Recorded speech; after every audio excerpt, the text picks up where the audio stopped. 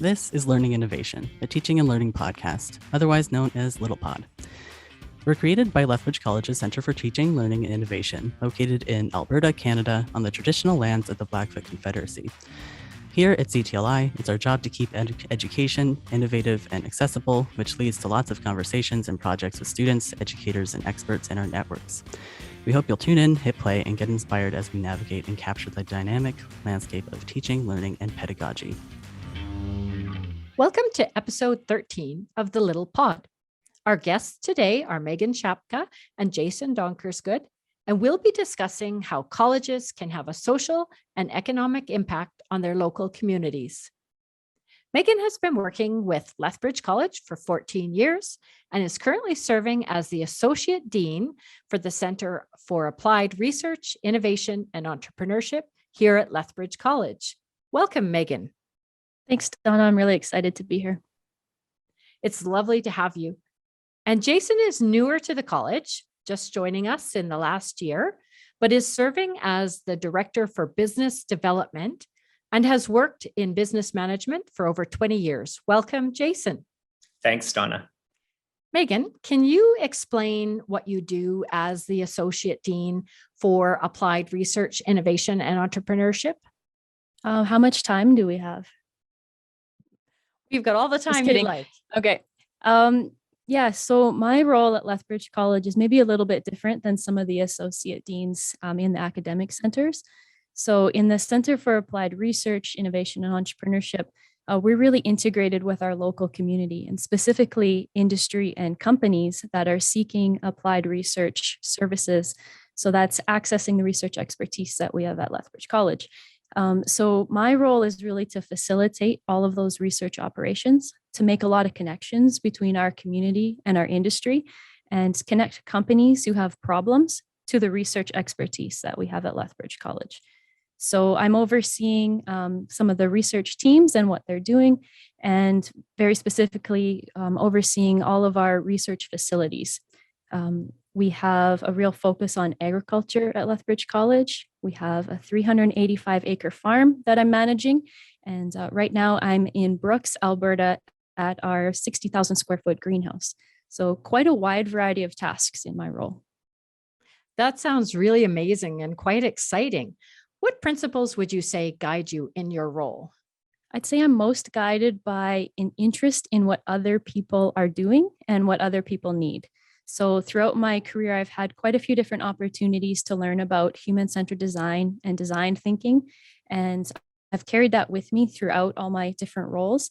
And this one, it serves me quite well because one of our main objectives is to really find out what our industry partners are struggling with. So digging deep, finding out what their challenges are, and then matching them up with the right research expertise. As well, we teach a lot about innovation and entrepreneurship. And so I feel I embody an entrepreneurial mindset in everything I do. And often when I get asked the question, how do you do what you do? I say, I love to just throw things at the wall and see what sticks. So lots of experimentation and testing. And if you don't get it right the first time, that's okay. It's just a learning opportunity. That sounds like that would be really important in your role and with what you're doing.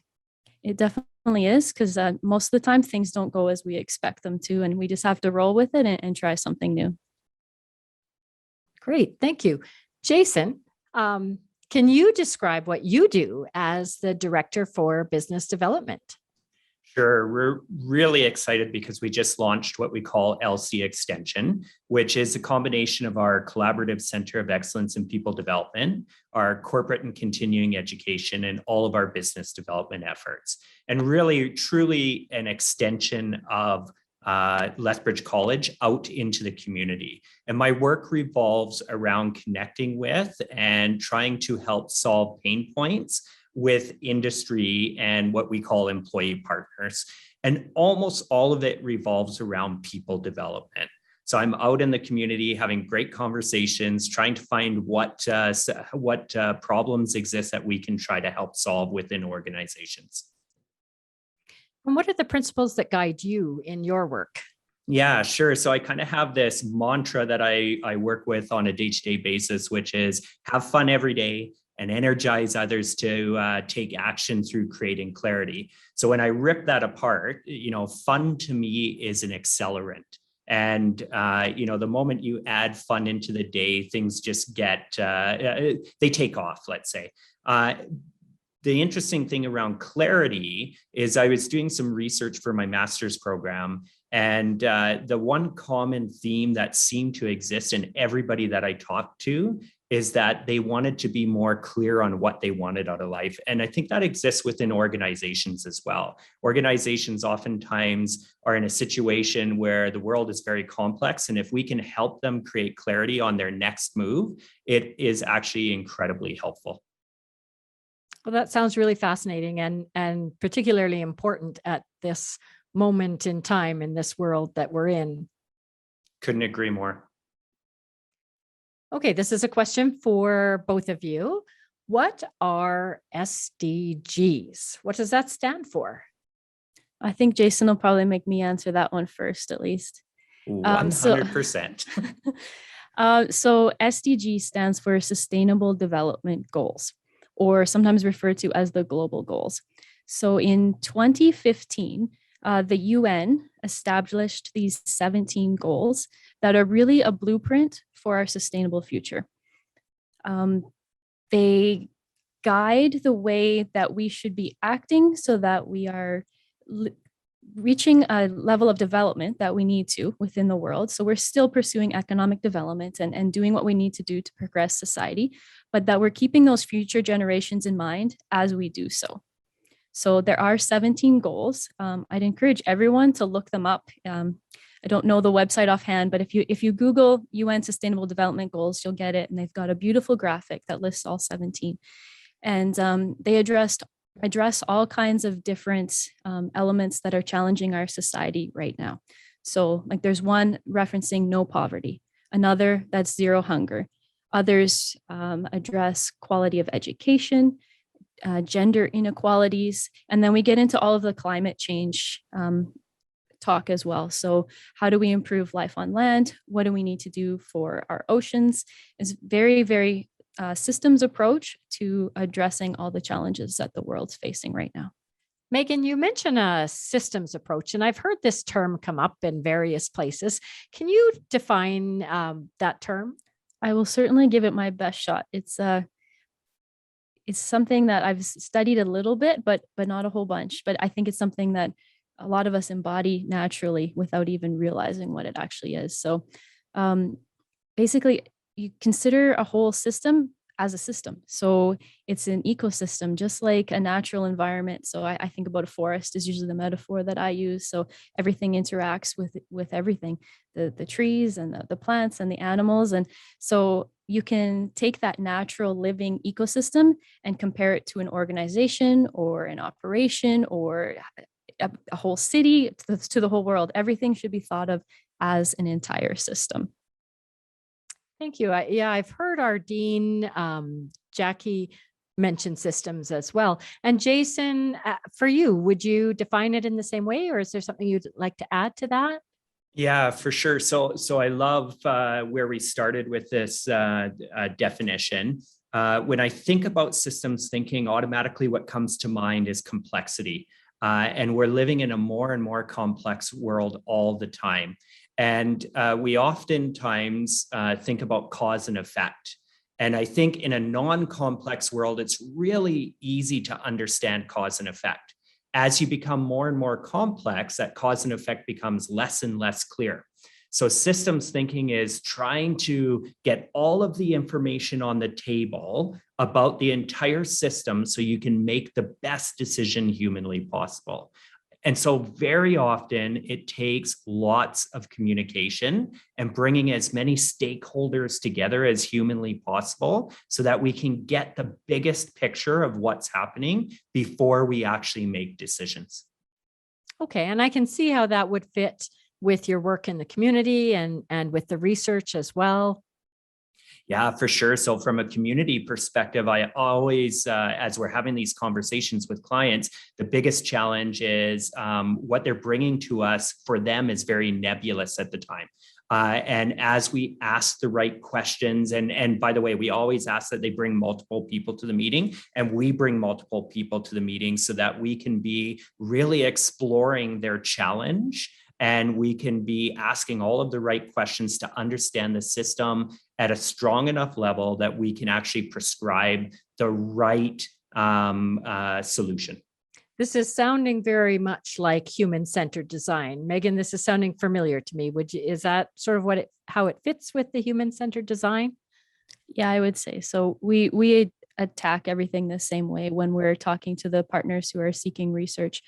It's really about gathering all of the information that you possibly can, bringing as many people to the table to figure out what the challenge actually is, and then addressing that need through that systems lens. So how is it not just going to impact what the community partner or the client is seeking, but what's the bigger picture, and always bringing that lens to it, solving what they need, but realizing that there's implications to what they might need. So those sound really wonderful and amazing, but how do they affect Lethbridge College? So governments across the world have established different targets that are important to their country. And the federal government here in Canada has recognized the role that post-secondaries can play in achieving these goals. So what we're doing at any post-secondary institution is providing education and advancing society in the way that we all understand that we do. And our federal government has recognized that very important role that post-secondaries should be playing. At Lethbridge College specifically, our president, Dr. Paula Burns, has signed something called the SDG Accord. And that's an international initiative to bring the post-secondaries together, recognizing that important role that post-secondaries can play in achieving these goals. So at Lethbridge College, in addition to having signed the accord, we are working on quite a few different initiatives on our campus and at the national level. So Dr. Burns chairs a group called the President's Advisory, which is run out of Colleges and Institutes Canada. And they created a special program called Impact. And it's all around advancing initiatives around the SDGs on campuses. And I've been privileged since this launched in February 2020. So right when COVID was starting, I got to go to Ottawa right before we all got shut down. And I participate in 2 different working groups in CICAN Impact. One is focused on social entrepreneurship, and the other is on encouraging other post-secondaries to sign this SDG Accord. And then there's 2 other groups. One's really focused on environmental sustainability on campuses, and another is focused on addressing like EDI initiatives, equity, diversity, and inclusion. So there's a lot of momentum building across the country in terms of what can campuses be doing to address the SDGs. That sounds really amazing, and like it encompasses quite a broad range of areas, but really important work. It is. And Lethbridge College hasn't really branded what we do as addressing the SDGs yet. That's kind of where we're going. We need to build some awareness and start branding what we do as addressing the SDGs. But last year, I hired an intern to do an environmental scan of what are we already doing at Lethbridge College that could really easily align with those SDGs. And the intern generated a 141-page report. So we are already doing a lot. We just need to start talking about it. A lot of it demonstrated how clearly aligned all of our program areas at Lethbridge College are to those 17 goals. So if you pulled up that graphic and you could see those 17 goals, you could say there's one about quality, like healthcare. So we've got nursing, we've got human services programs. There's one about justice and making sure that like we live in a just society. Well, we have a justice program. We have environmental sciences programs.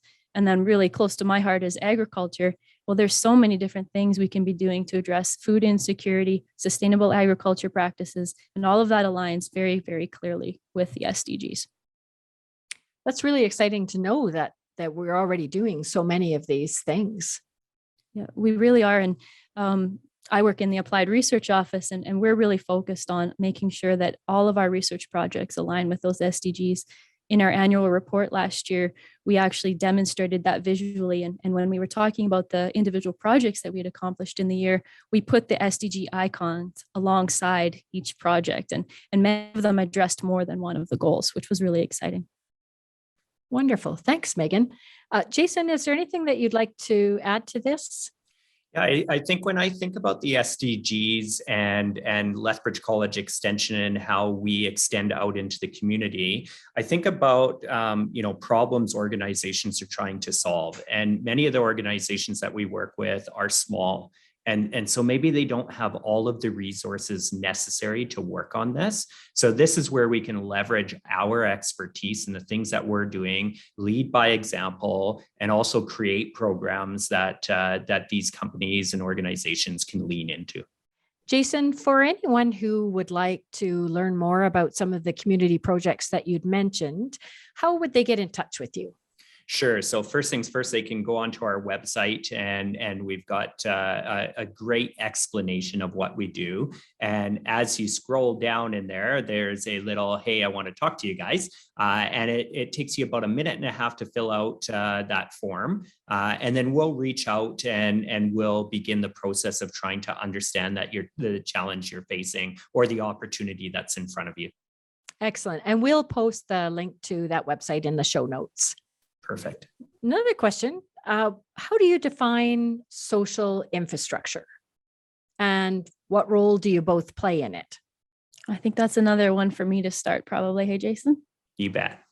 Yeah, so last year, I actually finished a master's program in sustainability, creativity, and innovation. And I focused most of my work on how can community colleges really change the way we contribute to social infrastructure. So social infrastructure is those things that, like all of our cultural assets. So it's schools, it's libraries, it's literally the things that make up the social fabric of our society. So colleges naturally are doing that. And community colleges in particular can really enhance what we're doing to improve the well-being of our communities. So if you think about the reason community colleges were established in Canada to begin with, way back to the 1960s, the entire point of us was to have a social impact within our communities. So we offer community programs like what Jason's offering through his area. We're doing that applied research for community organizations and companies that need that assistance. We've got relevant education that's hands-on training for people to put them right into jobs. We've got libraries, we've got beautiful walking trails and parks, and we've got gym memberships, things that the community can access. So as we move towards a more sustainable future, can colleges start using their physical infrastructure and all of their assets and resources to be doing more for the social well-being of our communities? And my work in my thesis through my master's was, yes, of course we can. So if you think about a campus, a lot of times it's empty in the summer. So could we be using some of our spaces to be offering community programs? What can we be doing here that we aren't already doing? And then another area where we could really have a lot of impact is the way we're spending our money. Colleges, any post-secondary, is spending a lot of money to run our operations. We have to buy a lot of things. So could we have a social procurement policy where we're making sure we're buying local and we're having an impact right where we are located? Those are some amazing questions. That's really important and not maybe something that we necessarily think about all the time. No, it kind of stretches us beyond just the teaching and learning part. It's what else do we bring to our community? And it's a lot. And I think it could be more. And so I feel like maybe the answers to this ties to some of your work, Jason. Yes, for sure. And what I love about this subject is it actually aligns so nicely to our mission at Lethbridge College to inspire and facilitate learning and innovation to meet economic and social needs. So that's always running through my head as I'm making decisions within our area. So I think about how can we help the economy in Southern Alberta. And really that's about people development, upskilling and reskilling for the future of work, making sure that organizations can thrive. And then from a social perspective, how can we share our goodness out into the community? And in my area, sometimes it's as simple as special interest courses to give somebody something great to do on the weekend or on an evening. Yeah, so it really runs the gamut from very large projects to even something very small. I think so. Yes, for sure. Is that part of what you would call community-focused programming? Yeah, I like for me, as I start to think about community focused programming, I think immediately first to summer camps and the role that plays within supporting our community as a whole. So you think about summer and as a parent with young children, how hard it is to balance young children and work. And so if we can give those kids something really valuable to do during the summer that helps that parent and we advance the child's education, right? And then we do a whole bunch of other programming. And a great example is not too long ago, we just finished a project with an Indigenous community within the local region. And it was about building a tiny home. And throughout the entire program, they began with nothing and built an entire tiny home. But think about all of the skills they had to learn throughout that entire process. And those skills allowed many of them to gain employment immediately. So really interesting what we can do within the community. That sounds like such an exciting project to build a tiny home. Yeah, the pictures were just incredible, and listening to the instructor and hearing the pride that all of the students took in the final outcome, it was incredible. And then the community is actually deciding what they're going to do with the tiny home, and it will live somewhere in the community and do good after the program, which is amazing. That's wonderful that project can have so many far-reaching benefits. Agreed. Now, you mentioned the summer camps and you mentioned the tiny home. Are there any other examples of community-focused programming that you'd like to mention? Yeah, so we do a great deal of work with not-for-profits as well. That, a great example right now is we're working with a very large not-for-profit, and we're helping them create pathways of learning by employee group. This particular group just doesn't have large enough infrastructure to take on this project 100% on their own. So to actually design all of the courses and make sure everybody goes through. So it's pretty great that we can, collaborate with them to bring this to life so that they are a stronger organization for those community members that they serve. So this question might be more for Jason, but I will ask it to both of you, and feel free, whoever would like to jump in. How do you help industries with corporate training? Sure. So we've got such unique expertise within Lethbridge College. So whether it's subject matter experts or our Center for Teaching, Learning, and Innovation, who are absolute experts at learning and development, we can tap into them in everything that we do. And I said earlier that oftentimes when people are coming to us with a challenge or an opportunity to build training, it's very nebulous. They're not 100% sure where they want to go or the right skill they need to move forward. So our job is to help create that clarity needed to find the path forward, and then to together design, or we might have pre-designed already, the training solution that's going to actually move that organization forward. Jason, would you like to talk about the difference between corporate training and continuing education? Sure. Yeah, it makes complete sense. So, corporate or organizational training is when a company comes to us with a specific challenge and they want to invest in people development in order to solve that challenge.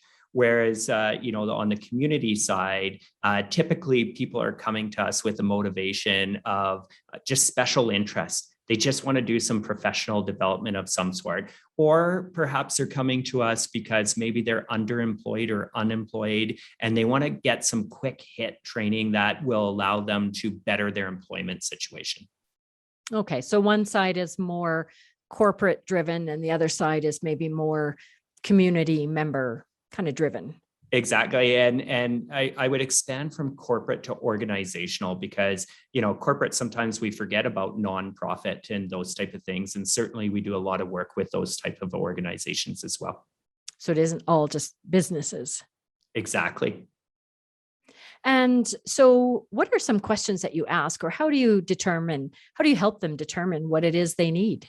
Yeah, one of my favorite topics is the anatomy of great questions. And, we owe it to anybody in any conversation to be thoughtful about the questions that we ask. So typically when we begin the conversation with an organization, we're going to begin it by asking, what's the biggest challenge that you're facing today? And what are you trying to move forward right now? What's working really well? And then I love embedding some questions that really take a positive slant. So, what's the training program that your team still talks about? And then we'd ask a whole bunch of follow-up questions about what made that experience so special for them, and why should we try to emulate it possibly, or what can we learn from that experience? Those are some great questions, and I can see how that would really help in trying to determine what will work best for them. Yeah. And one of the things that I love is, when we get to that point, we always have folks from the Center for Teaching and Learning Innovation in the room. And they come about their questions from such a unique vantage point that I could never, because I don't have that same learning and development background. So it's really pure in the type of questions that they ask, which always uncovers things that I would have never been able to uncover on my own or my team on our own, which always leads to additional clarity, which allows us to actually build a better program. That's amazing, and such valuable work for those organizations. Yeah, we feel so fulfilled every single day doing the work that we do. Are there any examples that you can mention that are maybe some favorite examples, some highlights that you've worked on? So just recently, we worked with a large municipality. And one of the challenges that they were facing is a new city manager who decided that they really wanted to create a culture of customer service.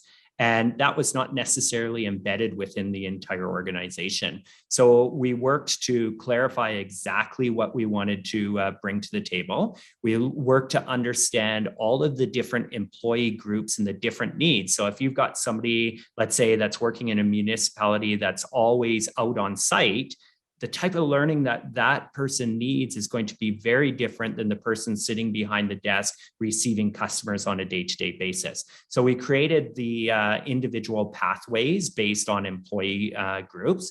And what I love about this one is this municipality, every single employee will take at least a part of this. So we're helping drive forward that culture of customer service, which is really exciting. And then another one, we've been working again, and I think I mentioned this earlier, with a large nonprofit. And so this one was unique because we actually built it with all stuff that was already existing within our portfolio. But what we did is, because they have a very large employee group, we tried to understand the different employees, and we curated pathways based on each individual employee. So it was a lot of work to do that. But what's even better is we helped navigate through the Alberta Canada Job Grant. So approximately 2/3 of their overall training bill is going to be paid by this grant, which is unbelievable. That's incredible. That's amazing. And also wonderful for the employees to have that sort of personalized training. Yeah, for sure. If you take a look, I've been seeing a lot on LinkedIn recently about the Great Resignation. And I don't know if I would call it exactly that, but it is a topic that we should all be paying attention to within organizations. And we can see a clear line between people development and people resigning. People who do not feel like they're being developed within a role oftentimes are at higher risk of leaving an organization. So in this specific moment where we're challenged with COVID and people are beginning to ask questions about, am I in the right job? You can actually help guide that person to those answers if you're able to show that you're willing to invest in their development. So the impact of the work that you're doing really goes beyond just the training. Yeah, 100%. I mean, I'm a firm believer that within organizations, we have a responsibility to help make people the best version of themselves on a day-to-day version. And that's what people development is all about. Wouldn't it be great if every single person who takes on a job leaves that job a better person than they were when they came in? That's amazing. That's a great concept. I love that. So I want to jump back into the research and development. So what would be some of the research and development needs of Lethbridge College and its associated communities? Yeah, so it really builds off of what Jason's been talking about.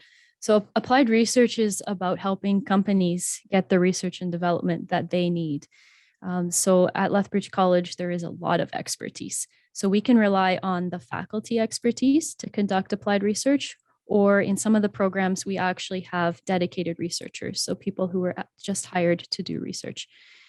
So what we do is we have, similarly to what Jason mentioned, a website where companies can go and they fill out a client intake form and telling us what their problems are, and when do they want to solve it, what's the challenge, who are they, all of these types of like basic information questions.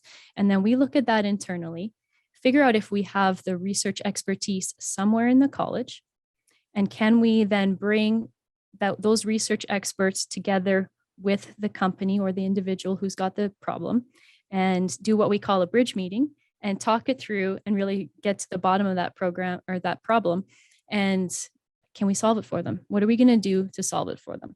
So the way we've set it up is that companies can actually just pay for the research and development that they need if they have those resources, or we can go out and find them research funding, because sometimes what they need to accomplish is quite expensive. And there are an extensive amount of programs out there, whether it's provincially funded or federally funded, that can help companies advance the technology that they're trying to build or innovate their systems and their services.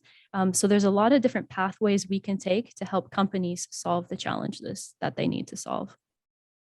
And are there some particular areas that we specialize in? Yeah, there definitely are. So the one that I oversee the most is agriculture. Lethbridge College has been doing agriculture research for over 30 years, which is quite significant. And we have a few different areas of expertise in that. The first would be crop production, both indoors and outdoors. So right now I'm sitting in our Brooks Research and Production greenhouse, and that's where we're doing a lot of greenhouse research. All day I've been meeting with one of our biggest clients, which is Sunterra Farms, and together we're growing strawberries and tomatoes here. We also have a 385-acre farm just east of Lethbridge, and on that land we're doing irrigation science research. So that's, the outdoor crop production. How are we managing water efficiently? How can we be doing that better? On that farm, we have all of these different types of irrigation systems, which Lethbridge region is known for all of our extensive irrigation infrastructure. It's what allows us to grow the crops that we grow and have the economic impact that we do. And then the third area of research expertise on the agriculture side is in advanced post-harvest techniques. So what do we do with crops once we take them off the field? Because a lot of things are stored for a duration of time, and we lose a lot of product in that storage. So in Lethbridge, we're growing sugar beets and we're growing potatoes and we're growing different types of cereal crops. All of those are going into storage, and there's a lot of spoilage. So we have a whole team looking at how do we make that not happen, and because that's going to have a huge impact for companies. And then I guess there's one more that I didn't mention on the agriculture side, and that's aquaculture. So that's actually our longest standing research program. And aquaculture is about the raising of fish, and we do it indoors. Some aquaculture operations are in pens in oceans, but ours is all indoors. And one thing that's really unique about the research at Lethbridge College is we've actually integrated the greenhouse production with the aquaculture into something called aquaponics. So that's like growing the fish and the plants in a closed loop system together. And that's something that we're internationally recognized for. And that's just the agriculture side. So that's mostly what I do. And then we have other teams working on the other research areas of expertise. So there's actually 5 main themes at Lethbridge College that really align with all of the program areas that we have. But the one that's probably getting the most traction other than agriculture is the theme we call business and development. And what's really taking off there is virtual and augmented reality. So we recently received funding to start building out the infrastructure of that program. So how can we start helping a variety of different industries use VR technology to improve their training, to there's all kinds of opportunities with VR. And I'm not the VR expert. If you want to have a really exciting podcast, definitely hit up that VR team. Yeah, it's really amazing, the potential there, and quite exciting. Well, it's been really interesting to hear about all those different projects. I have to say, the aquaponics is one of my favorites. I had a tour through there and I love seeing the fish and all the stuff that can be grown with the fish. It's just amazing. Yeah, so that's one of the areas we've seen a lot of interest from industry, actually. People really are focused on sustainable food production. So in April 2020, we received a significant federal grant to establish something called our Integrated Agriculture Technology Center. And that funding has kind of put all of our ag research under one umbrella. And it's intended to help us build capacity so that we can keep helping small and medium-sized enterprises grow and thrive and become what they need to. So we offer a lot of consulting and design services through that. And many of our clients in our first year and a half of operation have been those interested in establishing aquaponics systems. And they're not just in the Lethbridge region, they're coming from across the country. Wow, that's really exciting. Jason, do you have some connections as well with these projects? Yeah, so I'm going to ask Megan to talk a little bit about the microcredentials that we're building and have built around aquaponics. But I also just want to mention that virtual reality and augmented reality is of great interest to us from a training and development perspective. There is a lot being written right now about how it can lower the cost of training and oftentimes increase the actual learning. So right now, we're working with the Center for Teaching, Learning, and Innovation to explore the possibilities specifically around core competencies or human skills, or what oftentimes is termed soft skills.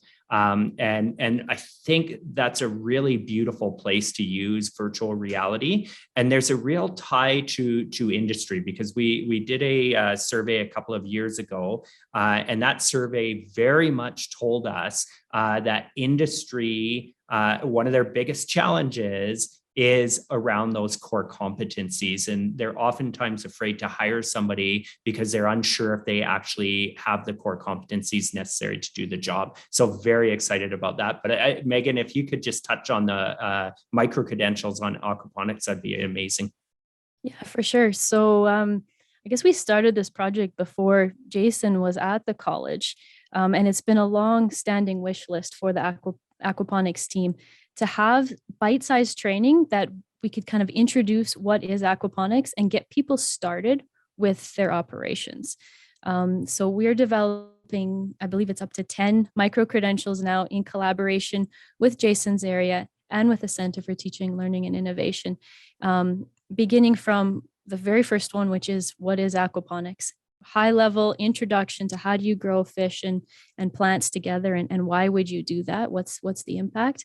All the way to getting into the design of the units. So as you progress through the micro-credentials, through those pathways, you're getting to a level of understanding of how the system works so that you could build your own.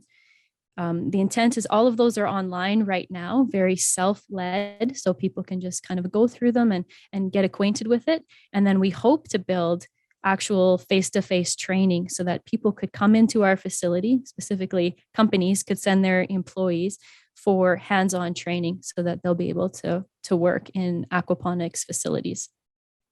And so the micro-credentials are kind of smaller, bite-sized kind of courses that people can take?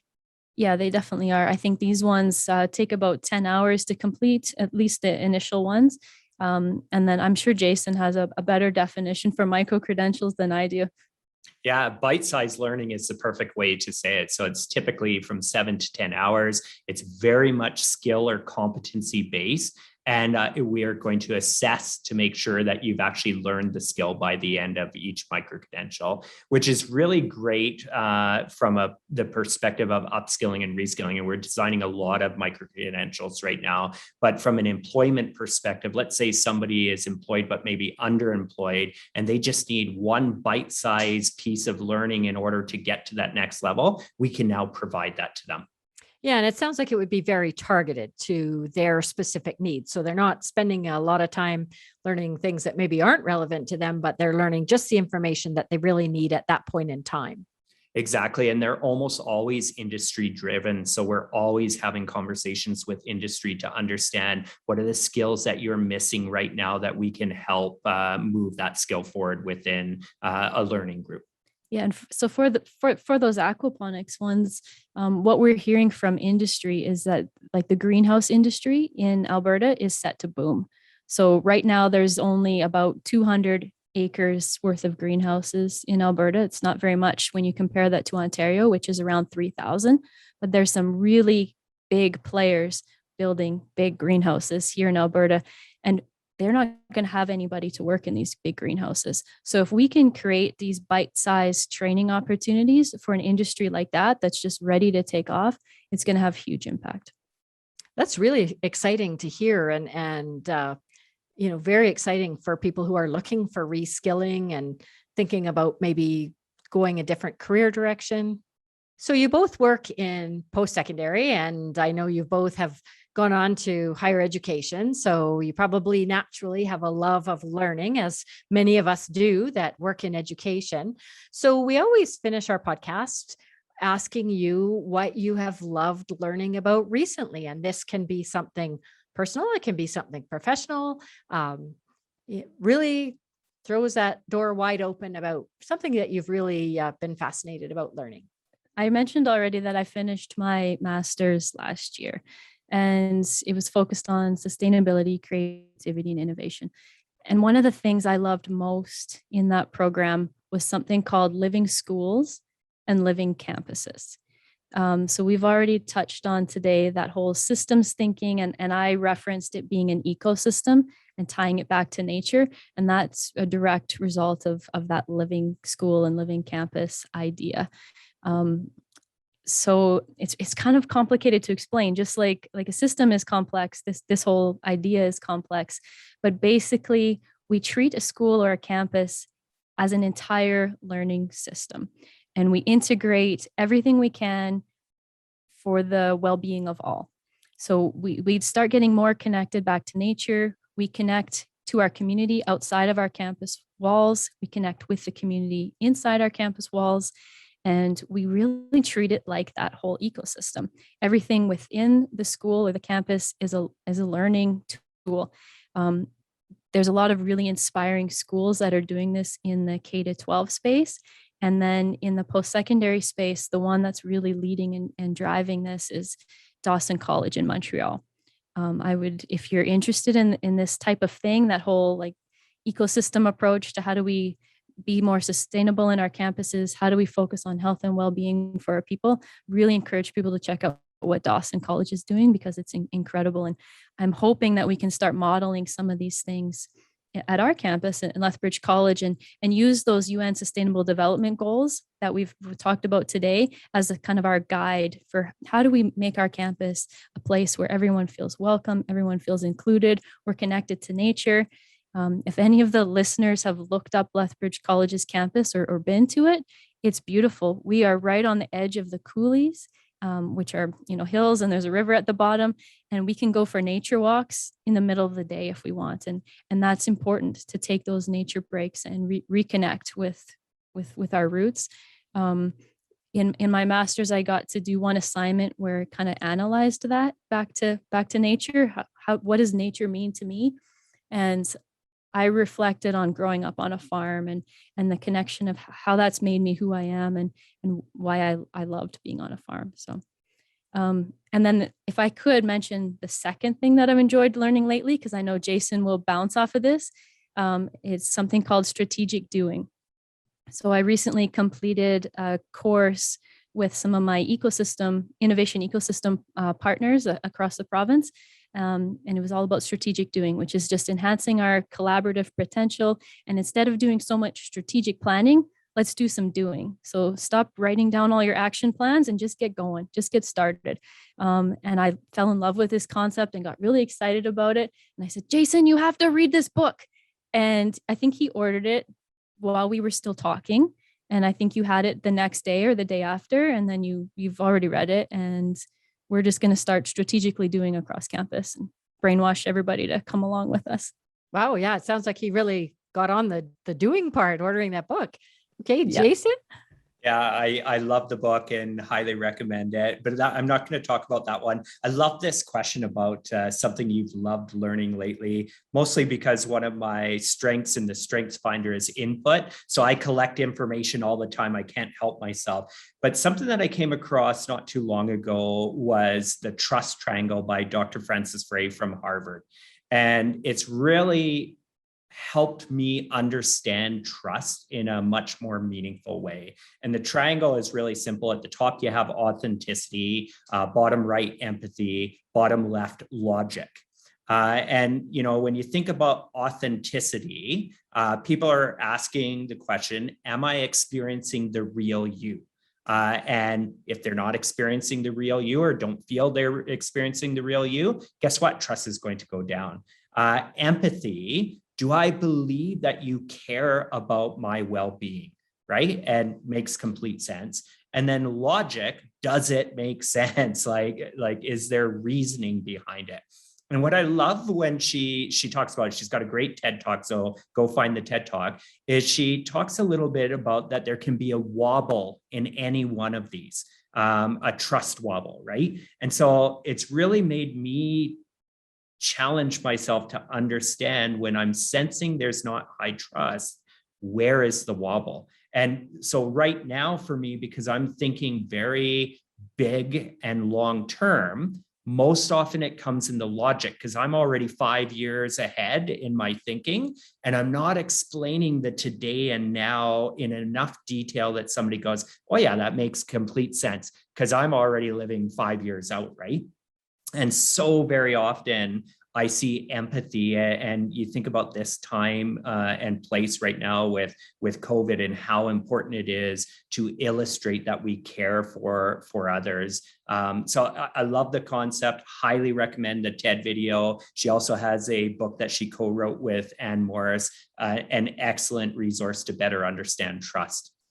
Wonderful. Thank you. I'm going to have to definitely look up that TED Talk, and as well look up the resources that you mentioned, Megan, and we will put those both in the show notes. That I love learning about what you guys are learning about. That sounds really amazing. Thank you so much for talking with me today and sharing all the great work that you're doing. It's absolutely fascinating and very, very exciting. So thank you again for joining us. Thanks for having us. This episode featured Donna McLaughlin as host and Megan Shapka and Jason Donkersgoed as guests. Jude Bialik was our producer. Ryan Robinson was our sound technician and editor. Thank you also to Daryl Benebeck, Joel Gaudry, Kelsey Jansen, Georgiana Gagnon, and Tyler Wall for their ongoing support and expertise. Our podcast is funded by Lethbridge College's Centre for Teaching, Learning and Innovation, and recorded on the traditional lands of the Blackfoot Confederacy. For more information and inspiration, check out learninginnovation.ca. If you like what you hear, please rate, review, or follow us on your chosen platform. Thanks for listening and take care.